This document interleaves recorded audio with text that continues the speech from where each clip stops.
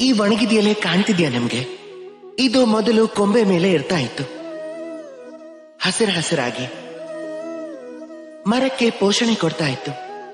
ಆದ್ರೆ ಇದು ಯಾವಾಗ ಒಣಗ್ತೋ, ಯಾವಾಗ ಇದು ಪೋಷಣೆ ಕೊಡೋದನ್ನ ನಿಲ್ಲಿಸ್ತೋ, ಇದು ಬೀಳ್ಬೇಕಾಗ್ ಬಂತು.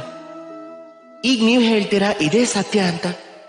ಇದೇ ಪ್ರಪಂಚದ ಕಹಿ ಸತ್ಯ. ಈ ಪ್ರಪಂಚ ಎಲ್ಲಿ ತನಕ ನಿಮ್ಮನ್ನ ಜೊತೆಲಿ ಇಟ್ಕೊಂಡಿರತ್ತೆ ಅಂದ್ರೆ, ಎಲ್ಲಿ ತನಕ ನೀವು ಉಪಯುಕ್ತರಾಗ್ತಿರೋ ಅಲ್ಲಿ ತನಕ.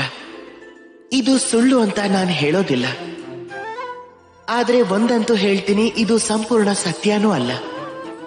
ಸಂಪೂರ್ಣ ಸತ್ಯ ಏನು ಅಂದ್ರೆ, ಈಗ ನೀವು ಬಯಸಿದ್ರೆ ಸದಾ ಕಾಲಕ್ಕೂ ನೀವು ಪ್ರಪಂಚಕ್ಕೆ ಪೋಷಣೆ ಕೊಡಬಹುದು, ಮತ್ತೆ ಸದಾ ಕಾಲಕ್ಕೂ ಈ ಪ್ರಪಂಚ ನಿಮ್ಮನ್ನ ತನ್ನ ಹತ್ರ ಇಟ್ಕೋಬಹುದು. ಹೇಗೆ? ಇದೇ ಒಣಗಿದ ಎಲೆ ಉದಾಹರಣೆ ನಾನು ನಿಮಗ್ ಕೊಡ್ತೀನಿ.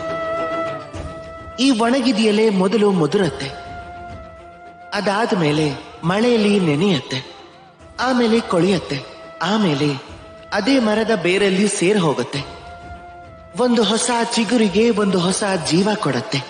ಈಗ ನೀವ್ ಯೋಚನೆ ಮಾಡಿ ನಿಮ್ ಜೀವನದಲ್ಲಿ ನೀವ್ ಏನ್ ಮಾಡ್ಬೇಕು ಅಂತ.